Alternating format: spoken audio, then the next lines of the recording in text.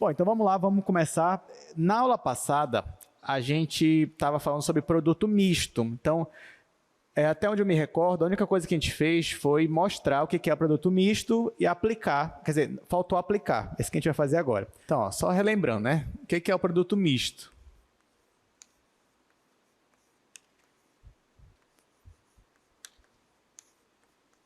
Se você tem três vetores, por exemplo, vetor A, B e C. Cada vetor vai ter três coordenadas que a gente estava considerando. Então, vetor A, A1, A2, A3. Já o vetor B, B1, B2, B3. Já o vetor C, C1, C2, C3. Nós aprendemos que calcular produto misto ou produto triplo é quando você tem três vetores lá do R3. E aí, calcular o produto misto equivale, deixa eu só colocar aqui a notação. Então, toda vez que você vê essa notação, isso aqui é um produto misto ou produto triplo desses três vetores. Como é que calcula esse produto misto? Isso aqui é um determinante de uma matriz 3x3, onde as linhas dessa matriz são as coordenadas dos vetores. Então, na primeira linha, você tem A1, A2, A3. Na segunda linha, você coloca B1, B2, B3. E na terceira linha, você coloca C1, C2, C3.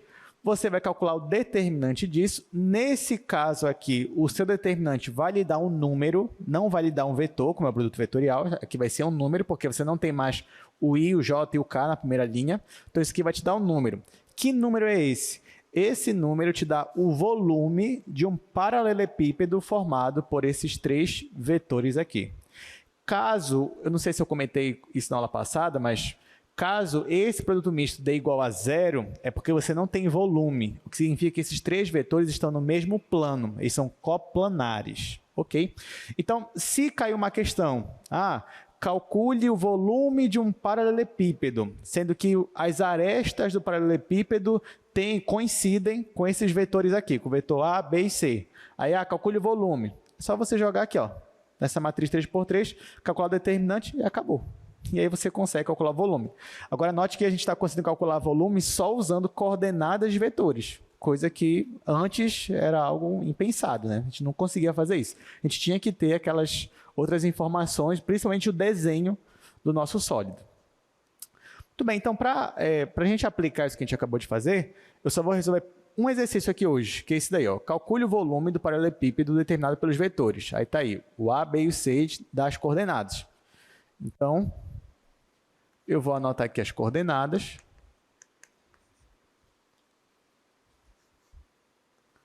No caso do A, é 6, 3, menos 1. No caso do B, você tem 0, 1 e 2. No caso do C, você tem 4, menos 2 e 5. Muito bem. Então, nós temos esses três vetores e a gente quer calcular o volume formado pelo paralelepípedo. Então, a gente vai usar produto misto, né? Então, o volume vai ser igual ao determinante daquela matriz. Quem vai ser a matriz? Na primeira linha, eu coloco aqui as coordenadas de A. Então, você coloca 6, 3 e menos 1. Na segunda, você coloca 0, 1 e 2. E na terceira, você coloca 4, menos 2 e 5. Para calcular determinante, o que eu vou fazer é repetir as duas primeiras colunas. Então, eu vou repetir aqui a primeira, 6, 0 e 4. A segunda, 3, 1 e menos 2. E agora eu vou calcular primeiro de cima para baixo, conservando o sinal. Então, nesse caso, o meu volume vai ser igual. Aqui, gente, 6 vezes 1 vezes 5, 30. Positivo, então vou manter o sinal. 30. Aqui, 3 vezes 2 vezes 4. Aqui vai dar 6 vezes 4, 24. Positivo também.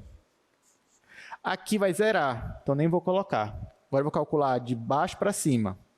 Então, vou calcular nessas outras diagonais aqui.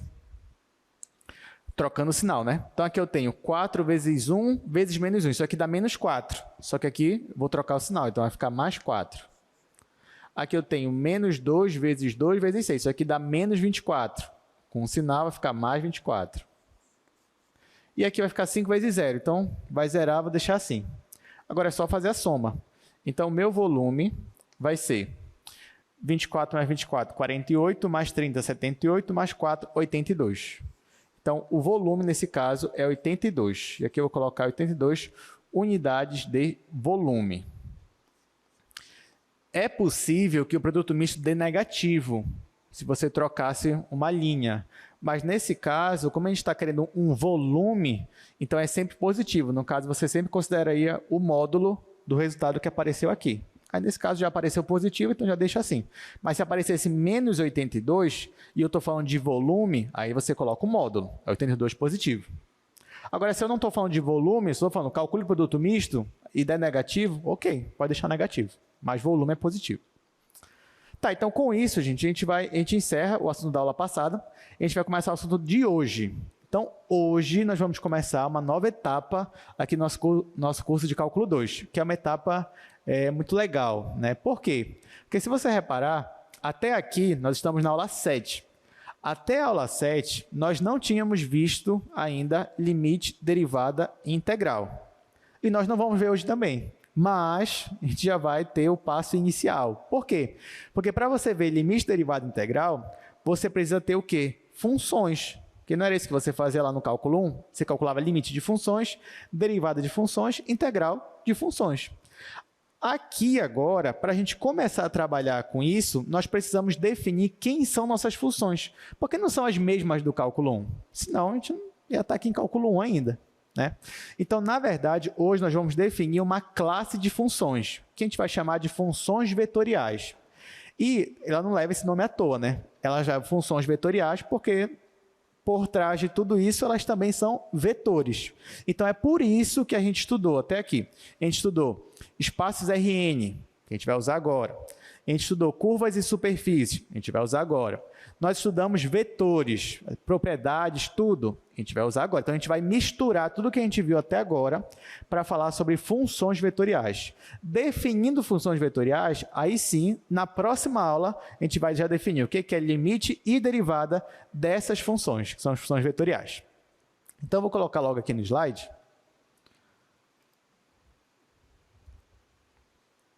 Então, aula 7, funções vetoriais. Primeiro a gente vai ver aqui os conceitos básicos, depois a gente vai ver dois tipos específicos, que são as funções vetoriais bidimensionais e depois as tridimensionais. Mas primeiro vamos definir aqui o que é uma função vetorial. Então, uma função vetorial n-dimensional é uma função que associa, né, para ser uma função tem uma regra que associa uma coisa em outra coisa. Então, é uma função que associa um número t a um único vetor αt. Então, ó, isso daqui, por exemplo, αt igual a x1, x2, x3 até xn. Isso aqui nós vamos chamar de função vetorial. E cada uma dessas coordenadas eu vou chamar de funções coordenadas. Eu vou dar um exemplo aqui para ficar mais fácil. Bora aqui para o quadro. Então, olha só, até aqui nós estudávamos isso aqui, ó, U igual 2, 0 e 1. Então, toda vez que a gente ia trabalhar com vetores, eu dizia exatamente quem eram as coordenadas. Aqui é 2 em x, 0 em y e 1 em z. Só que, na verdade, as coordenadas também poderiam estar variando conforme uma variável t, por exemplo.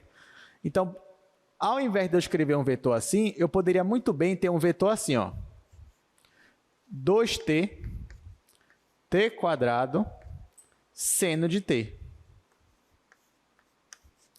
Isso aqui também vai me dar um vetor. Nesse caso, um vetor no espaço, né? Porque eu tenho 3 coordenadas. Só que a diferença agora é que esse vetor nem sempre é o mesmo. A direção dele nem sempre é a mesma, o módulo dele nem sempre é o mesmo. Por quê? Porque ele está variando conforme a variável aqui que eu estou chamando de t. Então, isso daqui, ó, eu posso colocar ainda uma letra aqui, ó, U, como eu estou acostumado, mas para eu representar que esse vetor está dependendo de uma variável, eu coloco assim um t em parênteses. Então, eu estou dizendo que este vetor depende de um parâmetro t para eu dizer exatamente quais são as coordenadas dele. Mas isso daqui também eu posso caracterizar como uma função. O que é função? Você tinha lá no cálculo 1, por exemplo, f de t igual a 2t. Isso aqui não era uma função? Era. Só que lá no cálculo 1, você tinha um valor de t, e para esse valor de t, você jogava ele em uma única função, que era o 2t. Então, por exemplo, para t igual a 0, aqui você ia ter 2 vezes 0, 0. Para t igual a 1, 2 vezes 1, igual a 2. Agora não. Agora, dependendo do vetor que nós estamos trabalhando, você não vai ter uma única função. Na verdade, você tem uma única função vetorial, mas essa única função vetorial, ela tem dentro dela mais de uma função. Eu tenho essa primeira função na primeira coordenada, eu tenho a segunda coordenada e eu tenho a terceira coordenada. Então, uma função vetorial, ela é composta por várias funções, funções de como vocês estavam acostumados. Só que no caso esse daqui, dentro dela você tem 3 funções diferentes. Primeira função, segunda função, terceira função. Então, nesse caso, o que você ia fazer para calcular, por exemplo, a função u de 0? Você ia fazer a mesma coisa que você fazia aqui no cálculo 1, só que agora você tem 3 funções para substituir o valor t. Então, onde tem t, eu vou colocar 0. Então, venho aqui, vai ficar 2 vezes 0, 0. 0 ao quadrado, 0. Seno de 0, 0. Então, nesse caso, quando t igual a 0, essa minha função vetorial coincide com o vetor nulo. Mas poderia ter outros valores também, né? Por exemplo, para t igual a π sobre 2. Vamos colocar π sobre 2. Aí eu falo assim, olha, calcule para mim esse vetor aqui, u de π sobre 2, quando t igual a π sobre 2. Aí você vem aqui na função 1, substitui por π sobre 2. Então, na primeira coordenada vai ficar 2 vezes π sobre 2, vai ficar π. Na segunda vai ficar π ao quadrado sobre 4. E na terceira vai ficar seno de π sobre 2, que é 1. Então, olha só, quando a nossa variável t igual a π sobre 2, o vetor que eu tenho já é esse daqui. Então, note que para cada valor de t, você vai ter um vetor diferente. Então, isso daqui caracteriza uma função vetorial.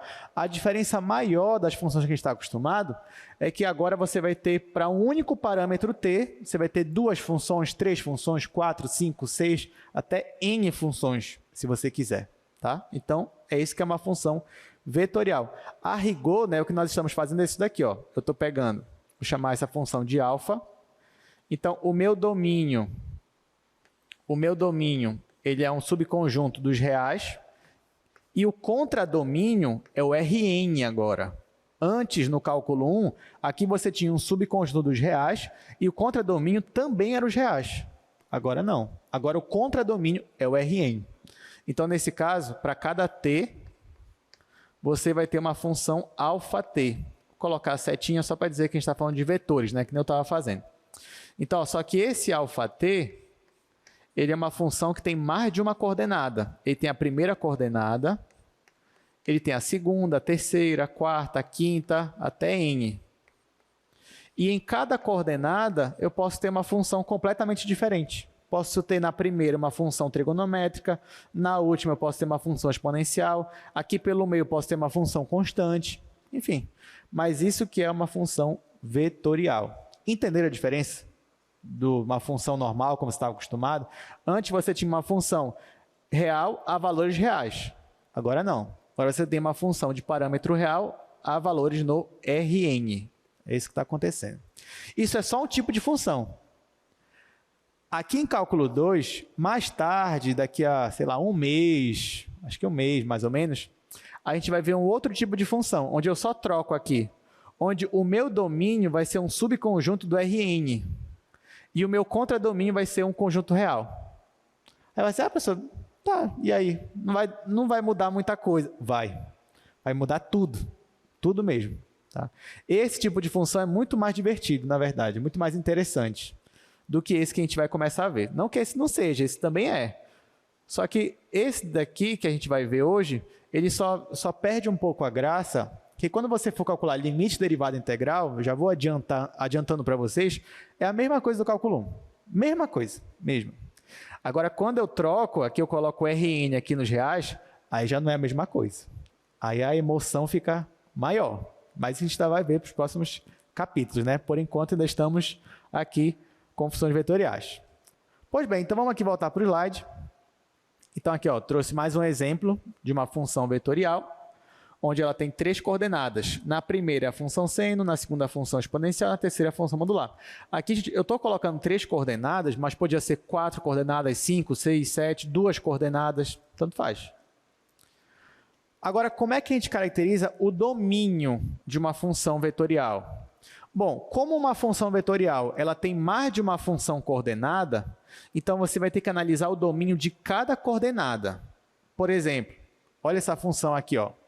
Alfa de t é igual a cosseno t, raiz de t, isso aqui é 1 sobre t. Para você dizer qual é o domínio dessa função, você vai ter que analisar o domínio de cada função coordenada. Então, por exemplo, na primeira coordenada, você tem a função cosseno. Qual é o domínio da função cosseno? Todos os reais. E se a pessoa não diz nada, é porque o domínio é o maior subconjunto possível. Então, aqui, ó, o domínio são todos os reais. Na segunda coordenada, você tem raiz de t. Qual é o domínio aqui? São os reais não negativos. Ou seja, pode ser 0 e pode ser qualquer valor positivo. Já que na terceira coordenada, qual é o domínio? Reais diferente de 0. Então, você tem 3 domínios diferentes. E aí, qual vai ser o domínio final? Vai ser a interseção de todos. De todos. Então, por exemplo, para essa função alfa de t, o domínio dela vai ser só os valores positivos, ou seja, de 0 aberto até mais infinito. O que significa que você não pode colocar aqui no lugar de t o valor 0. Aí você vai dizer, mas por que não, professor? Se aqui ó, vai ficar cosseno de 0, aqui vai ficar raiz de 0. Mas e aqui? Ó? E no terceiro? Ia ficar 1 sobre 0. Não existe. Então, por isso que quando você vai estudar domínio, você tem que olhar todas as coordenadas. E você vai ter que considerar a restrição de todas elas ao mesmo tempo, que é a interseção. Mas não é complicado, né? Não é complicado, porque você vai analisar com calma cada coordenada e depois juntar todas as informações. Tudo bem, então, sabendo disso agora, vamos estudar um tipo específico de função vetorial, que é a função vetorial bidimensional. Gente, mas isso aqui, ó, nada mais é do que essa função aqui, só que com apenas 2 coordenadas. Então, se você tem uma função vetorial que tem apenas 2 coordenadas, é bidimensional. Se você tem 3 coordenadas, é tridimensional. E aí por diante. Então, vamos voltar para cá. Então, se você tem uma função vetorial bidimensional, quer dizer que a sua função ela vai ter 2 coordenadas apenas. Então, seria algo desse tipo aqui, ó. Você tem alfa t igual. Na primeira, você tem x de t e na segunda, yt. Então, você tem a primeira coordenada x, a segunda coordenada y. E aí, nesse caso, gente, para cada t, você vai ter um vetor diferente. Então, pensa que você está no plano. Deixa eu fazer aqui rapidinho no quadro. Pensa que você está no plano. Como essa função ela é bidimensional, então nós estamos no plano cartesiano.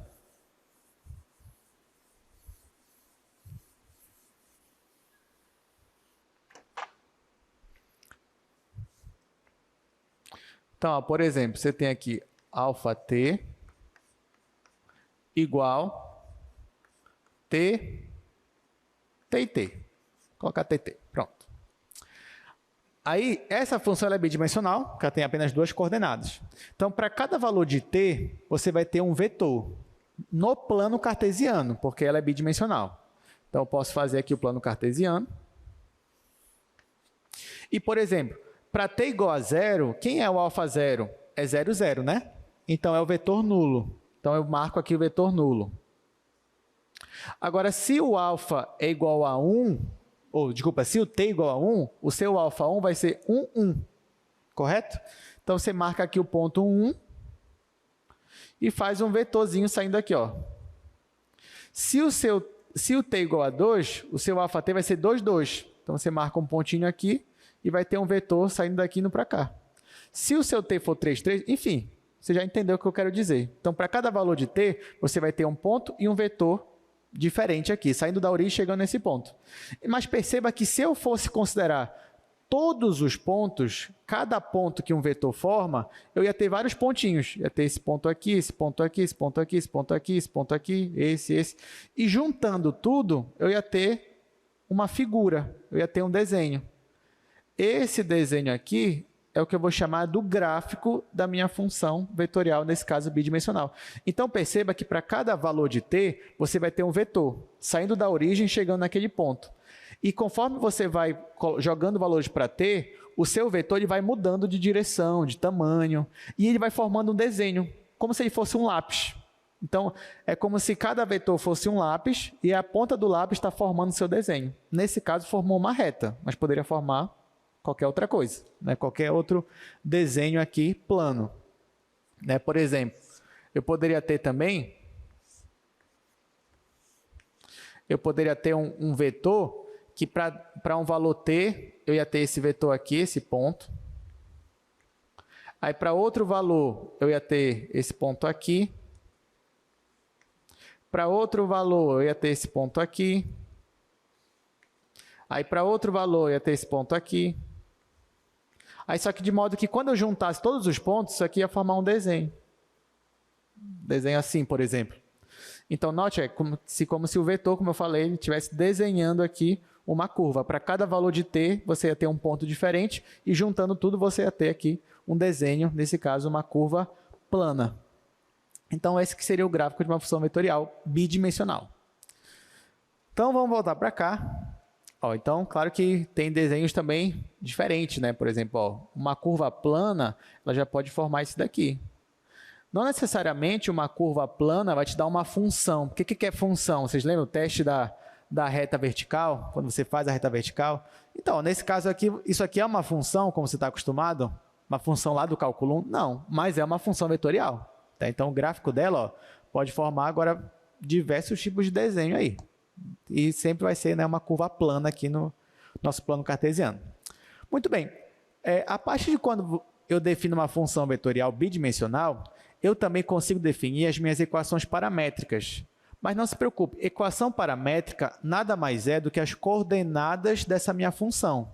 Então, por exemplo, se eu tenho uma função bidimensional, eu vou ter duas coordenadas. A primeira aqui e a segunda aqui. Então, quem seriam minhas equações paramétricas? É quando eu pego o x igual à primeira coordenada. Eu pego o y igual à segunda coordenada. Quando eu faço isso, eu estou definindo aqui as minhas equações paramétricas.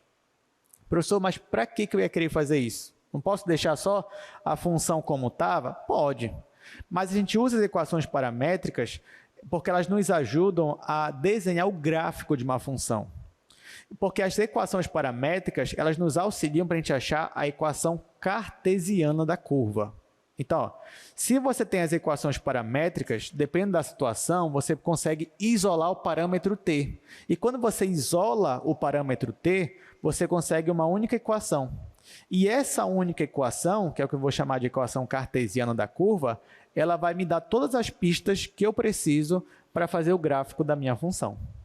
E aí, por último, você desenha o gráfico da sua função.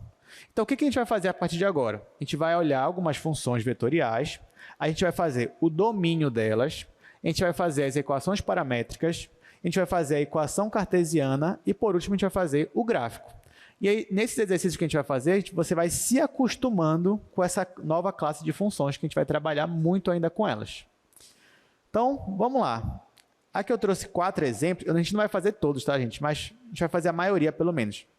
A gente vai fazer um, depois a gente vai fazer o 3 e o exemplo 4.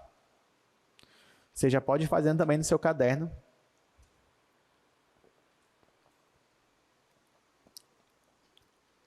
Então, ó, começar pelo exemplo 1.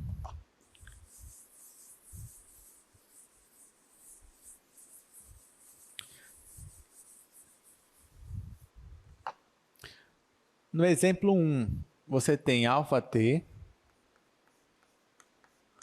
igual 2t mais 1, depois t menos 1.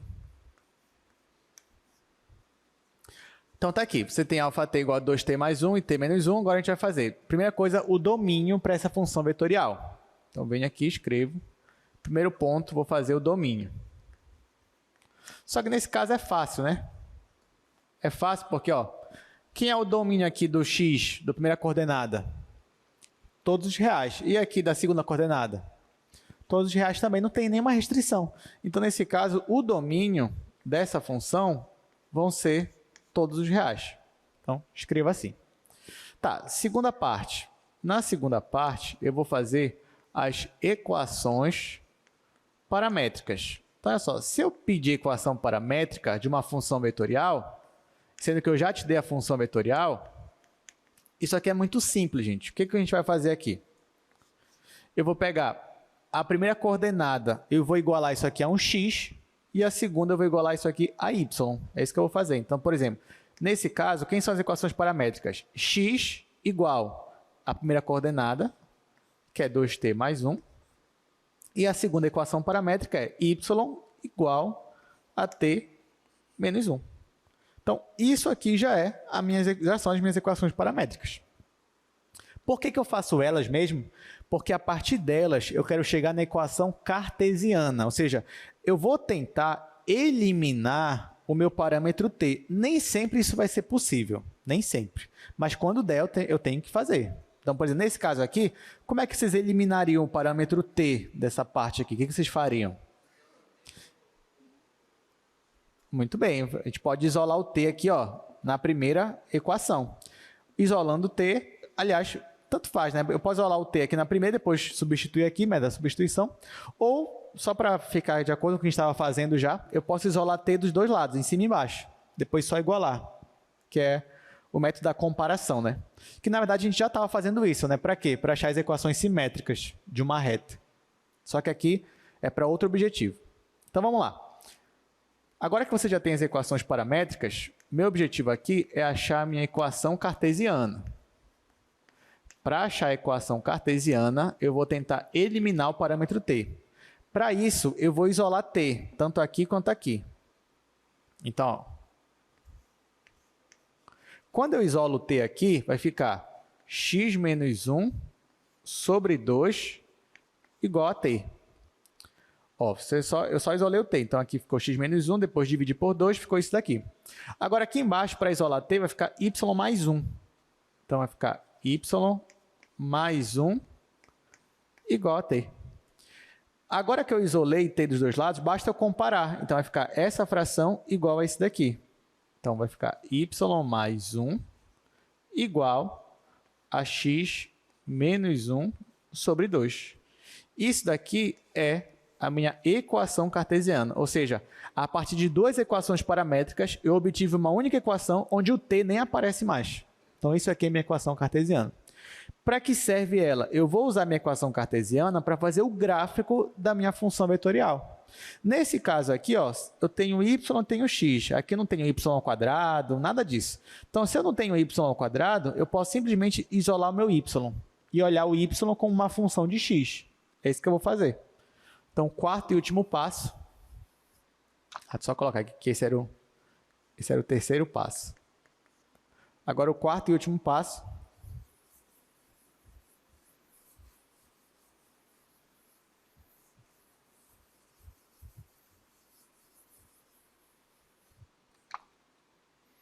Eu vou fazer o gráfico. Só que eu vou fazer o gráfico a partir da minha equação cartesiana. Então, o que eu quero fazer? Eu vou vir aqui na minha equação cartesiana e eu vou isolar o y, nesse caso. Então, vai ficar y igual a x menos 1 sobre 2 menos 1. Aí que eu posso arrumar, né? Porque eu já estou percebendo que isso aqui vai ser uma reta. Então, eu vou arrumar. Por exemplo, esse denominador, vou colocar x sobre 2 menos 1 sobre 2.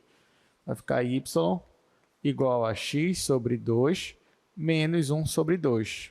E aqui ainda tem o menos 1. Aí, menos meio menos 1 vai ficar menos 1,5, que é 3 sobre 2. Então, meu y vai ficar x sobre 2 menos 3 sobre 2. Então, o que eu tenho aqui? Eu tenho uma reta. Crescente ou decrescente? Crescente. Tenho uma reta crescente, né, já que aqui o meu coeficiente é positivo. Então, o gráfico dessa minha função vetorial, ela vai ser uma reta, né? No plano cartesiano, a curva que ela vai formar é uma reta. Então, basta eu fazer 2 pontos aqui da reta e eu já consigo o meu gráfico.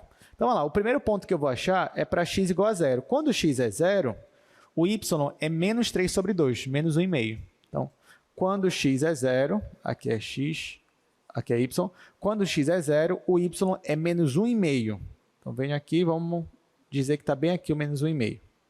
Tá? Então, já marquei um ponto. Menos 3 sobre 2. Agora, quando x é 3, repara só, quando x é 3, vai ficar 3 sobre 2 menos 3 sobre 2, que é 0. Então, x igual a 3 é uma raiz.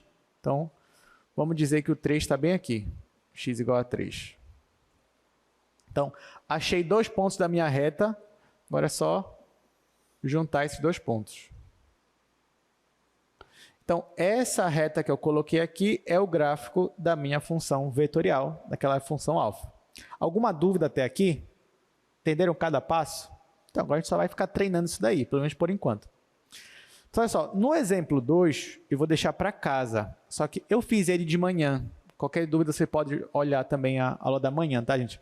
Mas esse 2, eu só queria chamar a atenção dele por causa do domínio dele. O domínio dele não são todos reais. Por quê? Porque olha essa primeira coordenada dele aqui, ó, essa primeira função. Eu posso jogar qualquer valor de t aqui? Não. Dentro da raiz tem que ser sempre o quê? Da raiz quadrada. Tem que ser sempre maior ou igual que 0. Isso mesmo. Então, você tinha que fazer 4 menos t maior ou igual que 0. E aí você ia descobrir que t tinha que ser sempre menor ou igual que 4. Então, esse seria, no caso, o domínio dessa função vetorial aqui. Muito bem. Então, isso aqui vai ficar para casa, você vai fazer o domínio, depois vai fazer todo esse passo que a gente fez. Bora passar logo para o exemplo 3, que é esse gama aí. 1 mais 2 cosseno, 3 mais seno. Vou fazer para cá.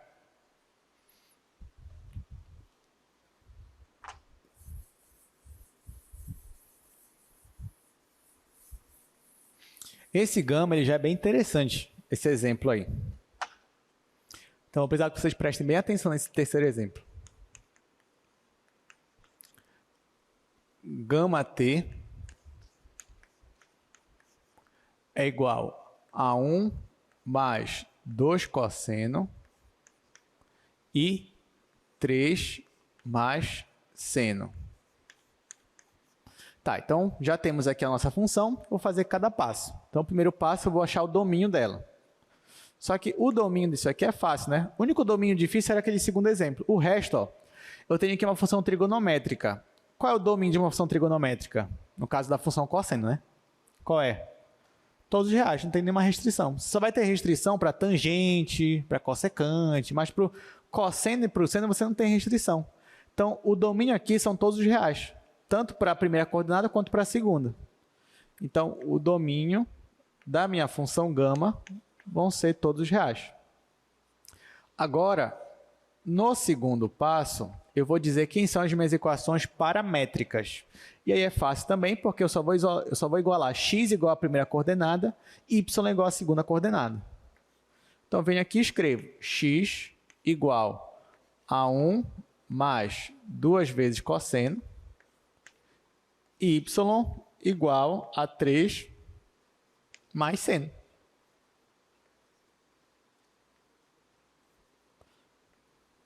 Então, 3 mais seno t. Pronto. Essas já são as equações paramétricas. Se só pedisse isso, poderia terminar aqui. Só que agora eu quero achar a minha equação cartesiana. Nesse caso, lembrando que a equação cartesiana, eu tenho que tentar, pelo menos, eliminar o meu parâmetro t, usando as equações paramétricas. Nesse caso, se eu tentasse só isolar o t, ia ficar x menos 1 sobre 2 arco cosseno. Depois aqui ia ficar y menos 3 arco seno. Aí eu ia talvez me complicar um pouquinho. Ao invés disso, o que eu vou fazer aqui para achar minha equação cartesiana? Eu vou isolar não t, mas eu vou isolar o cosseno t. E aqui eu vou isolar não t, mas o seno t. Então é isso que eu vou isolar em cada uma delas. Então você vem aqui, já estou no terceiro passo, onde no terceiro passo eu vou isolar aqui o cosseno e aqui eu vou isolar o seno. Então vai ficar assim, ó. A primeira equação vai ficar x x menos 1 sobre 2 igual a cosseno. Isso na primeira, porque eu isolei o cosseno. Na segunda, isolando o seno, eu vou ter y menos 3 igual ao seno. Então, ó, depois que eu mexi, eu fiquei com essas duas equações paramétricas. O que eu posso fazer para tentar eliminar o t daqui? O que vocês acham? Olha, eu tenho cosseno t seno t, né? Você pensa logo na identidade fundamental, né? Que é cosseno ao quadrado mais seno ao quadrado é igual a 1. Então, para isso, só falta o quê? Elevar ao quadrado. Então, é isso que eu vou fazer. Eu vou elevar ao quadrado aqui dos dois lados e aqui também. Então, aqui ó, vai ficar tudo ao quadrado e aqui vai ficar cosseno ao quadrado. Deixa eu apagar aqui só para fazer melhor. Pronto. Aqui é o quadrado, aqui é o quadrado. Aqui é a mesma coisa. Eu vou pegar ó, ao quadrado, aqui também ao quadrado. Depois que eu fiz isso, eu vou somar. Eu vou somar os de cima aqui com os de baixo. Então, do lado esquerdo vai ficar esse parêntese mais esse daqui. Então, vai ficar x menos 1 sobre 2 ao quadrado mais esse outro parêntese, ou seja, y menos 3 ao quadrado. E do lado direito vai ser cosseno ao quadrado mais seno ao quadrado. Isso aqui é igual a quanto? A 1. Você vem aqui ó, e coloca igual a 1. Então, a partir das equações paramétricas, eu obtive uma única equação e, nesse caso, eu consegui eliminar a presença da minha variável t. Então, essa daqui é a minha equação cartesiana para essa função. Agora, eu vou fazer o gráfico dela, a partir da minha equação cartesiana, que é o último passo.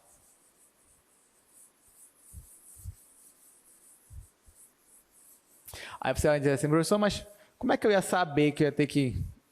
Quando é que eu sei? Quando é que eu isolo o t? Quando é que eu não isolo? Eu levo ao quadrado? Uso alguma identidade?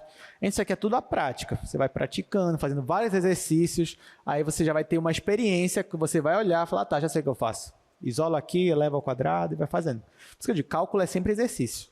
Desde o 1, né, até os próximos também. Sim, última parte, que é o gráfico. Aí eu vou usar a minha equação cartesiana, só que eu vou mexer um pouquinho aqui nela. Vou escrever ela de outra forma, vou escrever ela assim, ó. Vou escrever assim, x menos 1 ao quadrado sobre 2 ao quadrado. Então, a única coisa que eu fiz foi elevar ao quadrado em cima e embaixo. E aqui eu vou escrever mais y menos 3. Aí eu ainda vou escrever assim, ó, dividido por 1 ao quadrado, igual a 1. Eu escrevi isso aqui por quê? Porque eu percebi que essa equação aqui é a equação do quê, gente? Da elipse. Então, eu olhei, eu já percebi, ah, tá, isso aqui é a equação da elipse. Então, eu escrevi dessa forma só para eu ter uma noção melhor dos elementos da minha elipse. Então, eu venho, faço aqui o plano cartesiano.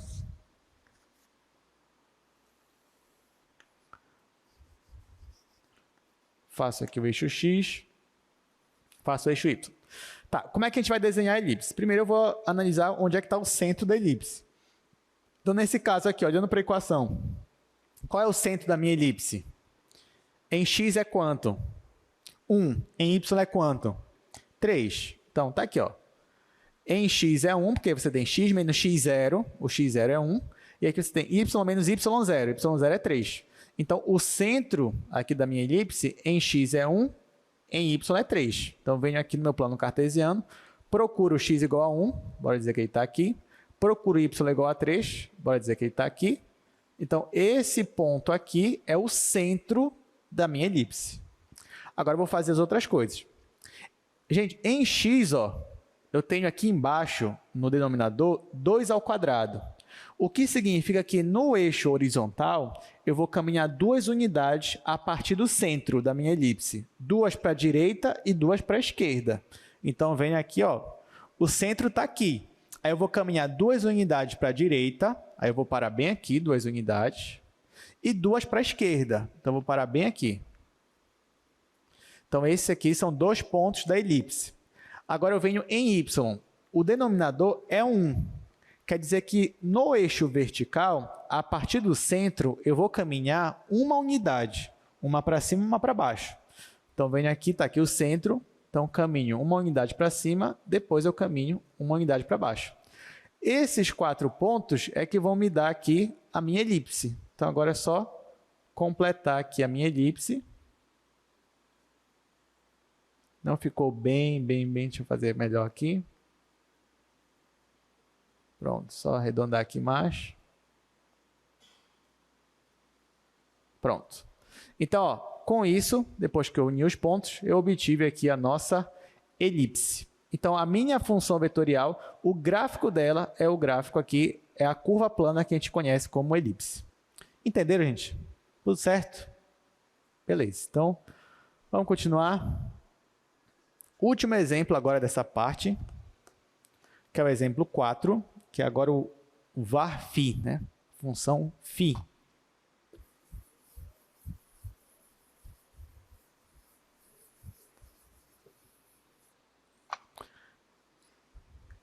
Só anotar aqui.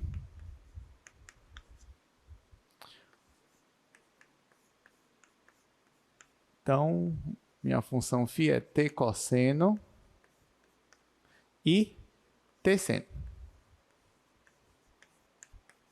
Tá, vamos lá, vamos resolver isso daqui.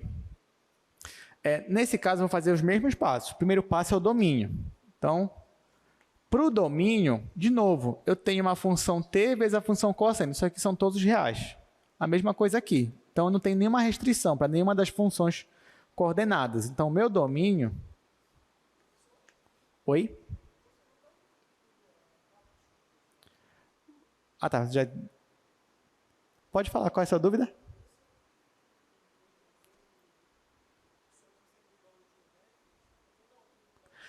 Tá, deixa eu ver se estou entendendo. Você está perguntando se eu não estou dando o mesmo exemplo. Esse e aquele? É esse?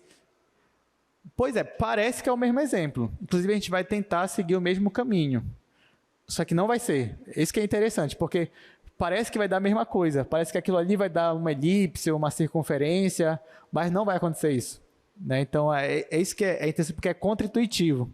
Você pensa assim, nossa, mas foi bom você falar isso, porque isso mostra que para você já percebeu o que a gente vai fazer ali, que é tentar isolar o cosseno, tentar isolar o seno, elevar o quadrado, usar a identidade. A gente vai fazer a mesma coisa ali, só que vai dar um resultado bem diferente de uma elipse. A gente já vai descobrir o que é. Então, aqui, ó. Tá, vamos começar com o domínio. Então, o domínio da minha função, como eu comentei, são todos os reais. Então, já deixo aqui o domínio. As equações paramétricas, isso aqui não tem mistério nenhum, né? A gente só vai igualar. Então, o x vai ser t cosseno. Já o meu y vai ser t seno. Aí agora vem a equação cartesiana. Agora vem o que a gente quer fazer. Bom, aqui eu tenho cosseno ao quadrado, aqui eu tenho cosseno, aqui eu tenho seno. Então, você já espera que eu vou querer elevar ao quadrado e depois somar. Então, vou logo elevar ao quadrado, porque tudo que tem t já está do lado direito. Aqui e aqui. E aqui está o x e y. Então, eu vou elevar ao quadrado os dois. Então, vai ficar assim. Esse aqui é o terceiro passo. No terceiro passo, essa equação, quando eu elevar ao quadrado, ela vai ficar x² igual a t² cosseno ao quadrado. E já essa de baixo vai ficar y² igual a t² seno ao quadrado. Pronto, né? Agora a gente vai somar de novo, que nem a gente fez ainda agora. Vou pegar aqui, ó, e vou somar as duas linhas. Do lado esquerdo, eu vou ter x² mais y². Vai ficar x² mais y².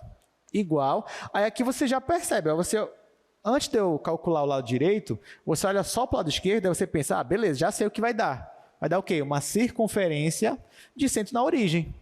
Só falta eu descobrir agora o raio. Só que quando você vem para o lado direito, olha o que acontece. Você quer somar isso mais isso. Então, a gente vai colocar em evidência o t², ó, porque ele aparece aqui e aparece aqui. Então, eu vou colocar o t² em evidência. Está aqui o t². E eu vou somar. Ou seja, eu vou somar isso daqui que sobrou, cosseno ao quadrado, mais seno ao quadrado. Mas quanto é cosseno ao quadrado mais seno ao quadrado? É 1. Então, do lado direito vai ficar só isso aqui, ó. Vai ficar t quadrado. Então, nesse caso aqui, gente, quando eu somei, a minha equação cartesiana, minha equação que eu esperava, deu isso daqui. Aí eu te pergunto, eu me livrei do parâmetro t? Não me livrei. Mas, como eu disse, nem sempre você vai conseguir se livrar. Mas isso não quer dizer que a gente não vai conseguir desenhar. A gente vai conseguir desenhar o gráfico disso daqui. Tem como desenhar o gráfico disso. Por quê? O nosso raciocínio, ele estava indo para o caminho certo. Qual era o raciocínio? Olhando do lado esquerdo, eu tenho uma circunferência de centro na origem. Ok. Só que quando você olha para o lado direito, esse aqui, que é o t, ele está representando o raio da circunferência. Só que nesse caso, o raio, ele é fixo? Não. Ele está o quê? Variando, né? Porque tem uma variável. T está em 0, 1, 2, 3, menos 1, menos 2, menos 3. Então, pense só. Você tem aqui o plano cartesiano. Você tem uma circunferência de centro na origem, só que o seu raio fica aumentando toda hora. Isso vai te dar o quê? De figura. Isso vai te dar uma espiral, porque você pensa, ó, você começa aqui no centro, né? Aí você vai aumentando o raio, aumentando, aumentando, aumentando o raio, então isso vai te dando uma espiral. É isso que a gente vai fazer agora. Então, vem aqui.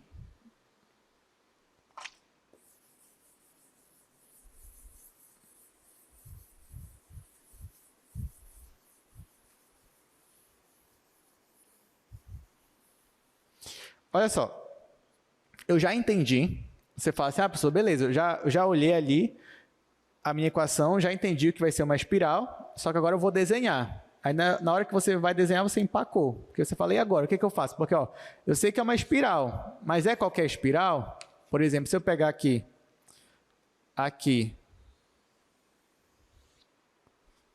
já é o desenho correto? Como é que eu sei qual é o lado correto, por exemplo? A principal pergunta aqui é, de onde eu começo? Eu começo do quarto quadrante? Eu começo do segundo quadrante? Começo do terceiro? Começo do primeiro? De onde eu começo? De onde vai sair essa espiral? Para a gente descobrir, para a gente ter uma noção melhor de como vai se comportar essa espiral, é importante que eu volte para a minha função. Qual era a minha função? Era essa daqui. Φ igual a t, começa com cosseno? É, cosseno, t cosseno, t seno. Então, se eu quiser descobrir como é que a minha espiral vai se comportar, é importante que eu conheça alguns pontos. Por exemplo, nesse caso aqui, quando t é zero, que ponto eu vou ter? Ó, se t é zero, aqui vai ficar zero. 0 vezes cosseno de zero vai dar zero. Aqui, 0 vezes seno de zero vai dar zero. Então, nesse caso, o meu vetor vai ser o vetor 0, 0. Então, esse ponto 0, 0 faz parte do meu gráfico. Agora, eu vou colocar outros pontos. Por exemplo, e aqui uma dica boa é você sempre usar os ângulos 0, 90 graus, 180 graus, no caso, π sobre 2, já que eu tenho funções cosseno e seno. Então, ó, vou usar agora π sobre 2. Como é que vai ficar aqui? No lugar do t, eu tenho que usar o π sobre 2. Então, aqui na primeira coordenada vai ficar π sobre 2 vezes cosseno de π sobre 2. Mas quanto é o cosseno de π sobre 2? É 0, então vai zerar aqui a primeira. Já na segunda, ó, eu tenho π sobre 2 vezes seno de π sobre 2. Quanto é o seno de π sobre 2? 1. 1 vezes π sobre 2 vai me dar π sobre 2. Então, esse ponto aqui também faz parte da minha espiral. 0 em x, π sobre 2 em y. Outro ponto que eu poderia achar aqui, para t igual a π, aí eu jogo t igual a π, vai ficar π vezes cosseno de π. Quanto é o cosseno de π? Menos 1, então vai ficar menos π. Menos π. Aqui, π vezes seno π, só que seno de π é 0, então aqui vai ficar 0. Enfim, e aí você ia conseguir formando uma espiral. Só que esse desenho aqui, até aqui a gente ainda não descobriu exatamente de onde sai, de qual quadrante. Mas não tem problema. Você poderia usar, por exemplo, ó, π. Você poderia usar o valor π sobre 4. Quando t é π sobre 4, você vem aqui e joga no lugar do t π sobre 4. Quanto é o cosseno de π sobre 4? Raiz de 2 sobre 2. Então, vai ficar π raiz de 2 e aqui vai ficar sobre 8. Porque aqui era π sobre 4 vezes raiz de 2 sobre 2, vai ficar isso daqui. Para cá, a mesma coisa, vai ficar π raiz de 2 sobre 8. Só que ó, eu não estou nem ligando, na verdade, para esse valor. Eu só queria saber o sinal. Porque entre 0 e π sobre 2, eu tenho o valor π sobre 4. Para π sobre 4, x e y deram o quê? Positivo ou negativo? Positivo quer dizer que eu estou em qual quadrante? Estou no primeiro quadrante. Então, a espiral ela sai do primeiro quadrante. Então, venho aqui. Pronto, agora sim, chegou a hora de desenhar.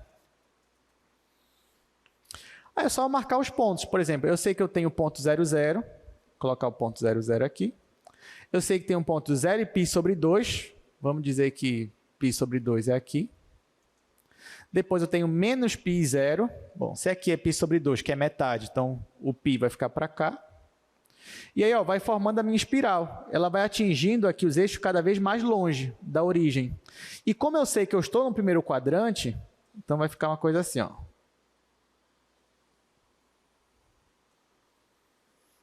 E vai embora.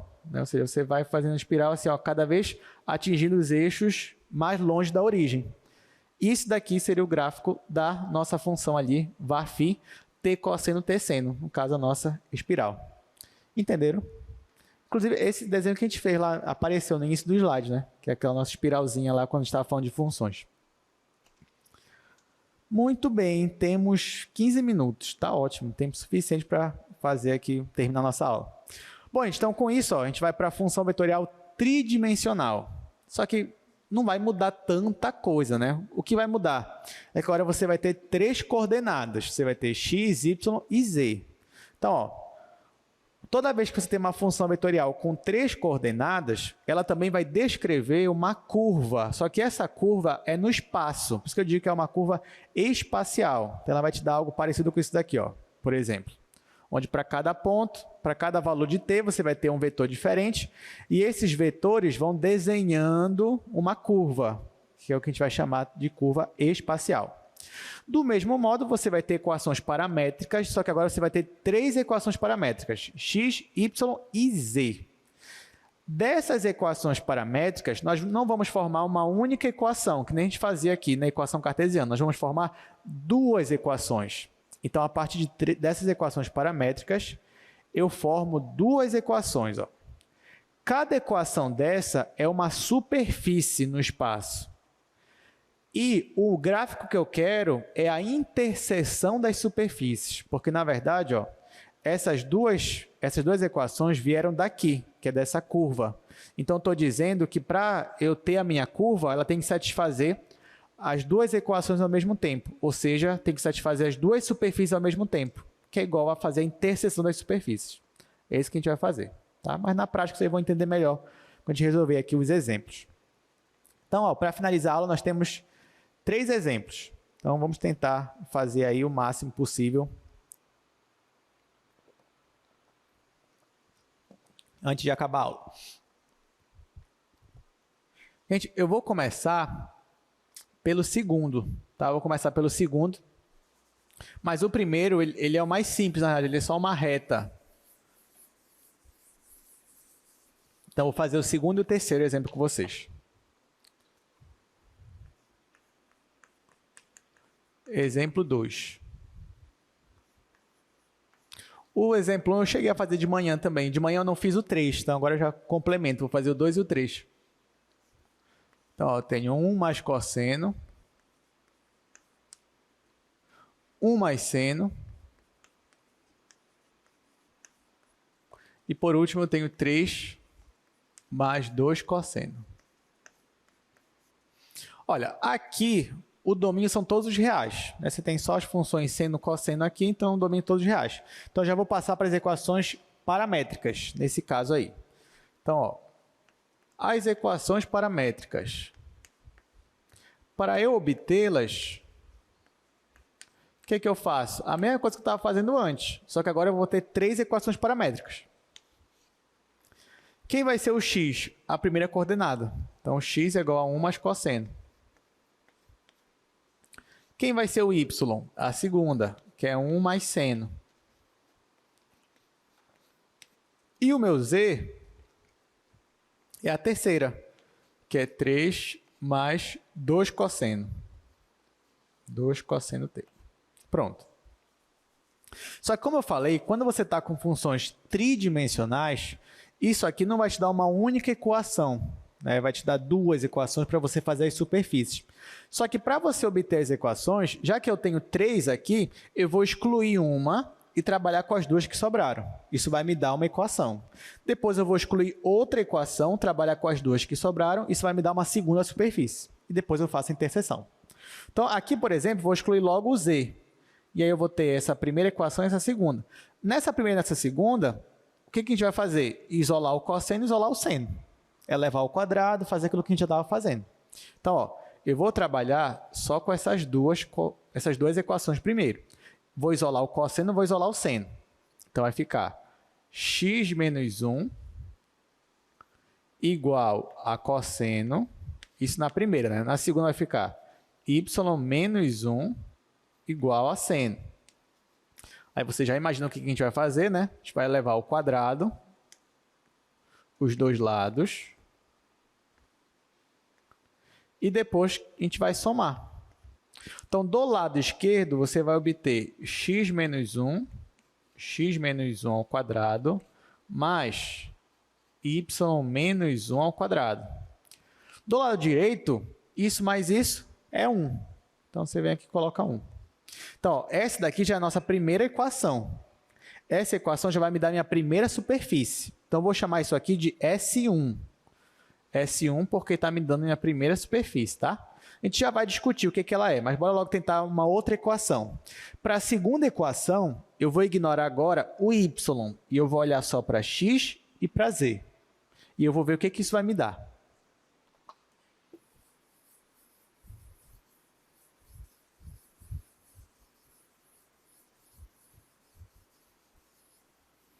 Então, ó, no outro caso aí, qual vai ser a minha estratégia? Eu vou de novo isolar o cosseno aqui, que eu já sei que vai dar isso aqui, né? X menos 1 igual a cosseno. Só que o que eu vou fazer com esse cosseno t, eu vou substituir aqui. Então, o meu z vai ficar 3 mais 2 vezes x menos 1. Esse que eu vou fazer. Então, eu vou isolar o cosseno aqui, ó, vai ficar x menos 1 igual a cosseno. E depois eu vou substituir aqui, ó, que eu tenho cosseno também. Só que eu já sei que cosseno é x menos 1, então eu vou colocar aqui x menos 1. Aí eu vou obter uma outra equação. Então, vai ficar... Dá para fazer aqui ainda, né? Então, ó, vai ficar z igual a 3 mais 2 vezes cosseno. Só que ao invés do cosseno, eu vou colocar x menos 1. Estou usando a primeira e a terceira equação. X menos 1. Então, vai ficar z igual... Aqui eu vou distribuir, vai ficar 2x menos 2. Então, 3 mais 2x menos 2.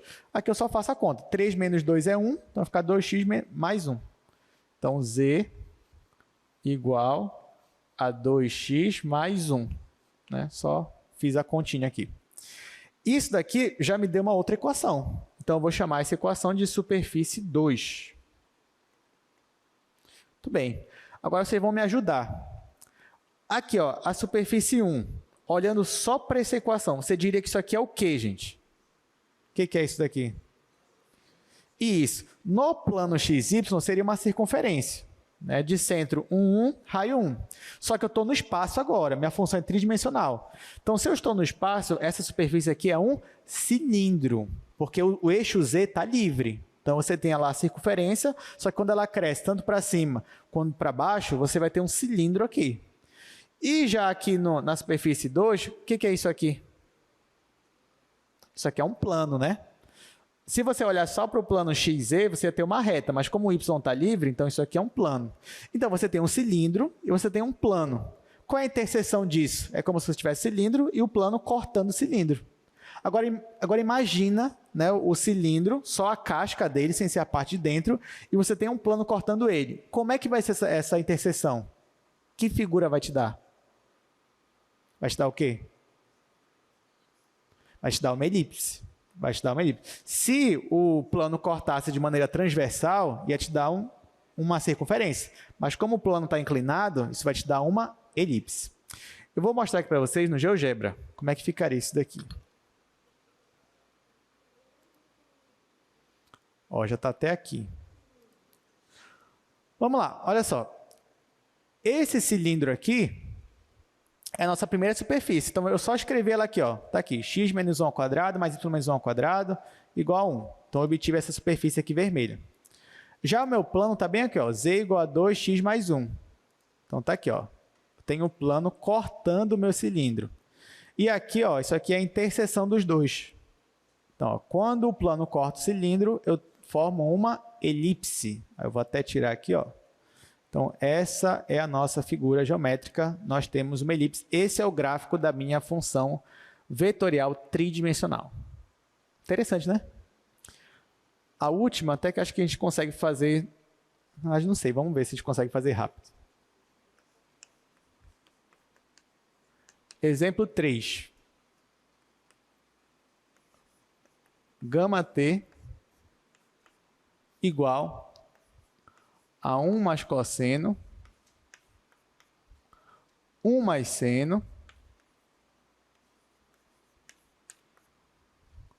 e t. Tá, nesse caso aqui, ó, o domínio são todos reais, vou fazer logo as equações paramétricas aqui. Então vai ficar x igual 1 mais cosseno, y igual 1 mais seno e o meu z igual a t.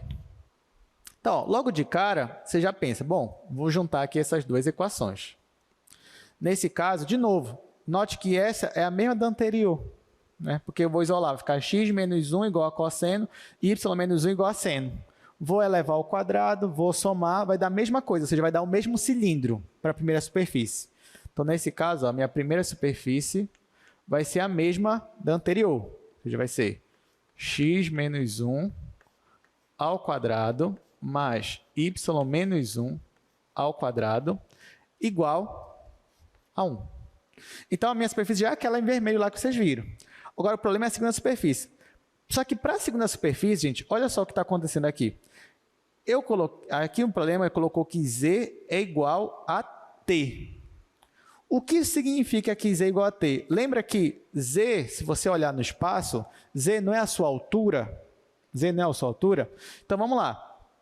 Você tem que pensar, né? A nossa curva espacial, ela altera a altura dela, conforme os valores de t. Por exemplo, para t igual a 0, onde é que está a altura da minha curva? Está lá no chão.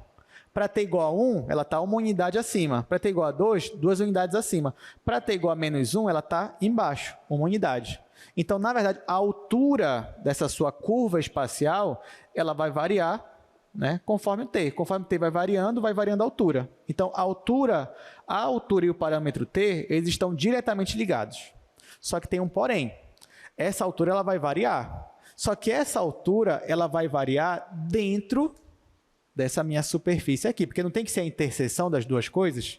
Note que nessa questão aqui eu estou argumentando que nem naquela última da bidimensional, que eu tinha meu parâmetro t e eu estou argumentando em cima do parâmetro t. Tipo, eu não estou eliminando o t aqui, eu estou olhando para t e tentando interpretar ele geometricamente. Então, veja bem, a minha curva espacial ela está alterando a altura dela, conforme t vai variando, isso é diretamente proporcional, só que dentro do meu cilindro. Vocês conseguem imaginar que curva está se formando aqui? Pensa numa curva que sempre está na superfície de um cilindro, sempre está na superfície dele, e vai aumentando a altura dela, aumentando, diminuindo. O que seria? Seria como se fosse de novo a nossa espiral, só que agora ela está subindo e descendo. Para finalizar a aula, vou tentar fazer aqui rapidamente, que a gente tem pouquíssimo tempo, tentar fazer ela aqui no GeoGebra mais uma vez. Então, o cilindro a gente já tem, vou apagar isso aqui. Bom, para fazer isso aqui, eu vou colocar um parâmetro e eu vou colocar a nossa função aqui, ó, 1 mais cosseno, 1 mais seno e t. Vai ficar 1 mais cosseno, no caso, eu vou colocar cosseno A, Vou colocar aqui 1 mais seno A, que é o que está aí, né? Depois vou colocar o A. Muito bem. Então, olha só. Quando o A, por exemplo, é 0, ó, quando o A aqui é o t da minha função, tá, gente? Ó, esse aqui eu coloquei a minha função. 1 mais cosseno t, 1 mais seno t e t. Só que ao invés do t, eu usei o A. Porque se eu usasse t, o GeoGebra ia identificar como já uma variável, ia identificar outra coisa aí que eu não quero. Então, quero colocar ele como parâmetro mesmo. Então, tá assim. Então, olha só. Agora, faz o seguinte. Vou colocar aqui, exibir rastro. Vou ligar aqui, ó, o meu cilindro, ok? Perceba, ó, que o meu pontinho, ele já está aqui, ó, em cima do cilindro, né? Conforme eu vou alterando aqui, lembrando que esse A é o meu T, e T também é altura. Então, por isso que quando A é igual a 0, a minha altura é 0. A minha altura está bem aqui, ó. Aí, conforme eu vou alterando a altura, olha o que vai acontecendo. Deixa eu animar aqui, né? Pronto. Então, isso daí que está se formando é a nossa curva espacial. Ou seja, ela está sempre na superfície do meu cilindro, só está alterando aí a minha altura. Entenderam? Legal, né? Bonito, né? Bem. Bom, então é isso. Então, nosso tempo já acabou. Então, mas para a gente já terminou, conseguiu terminar o assunto. Eu só queria mostrar aqui para vocês que na próxima aula nós vamos estudar não só operações com funções vetoriais, mas também, ó, a gente vai estudar já limite de funções vetoriais e derivada de funções vetoriais. Então, finalmente, nós vamos ver alguma coisa aqui de limite de derivada integral. Então, vai ser na quarta-feira. Então, não percam. Até quarta-feira a gente se vê. Muito obrigado pela presença.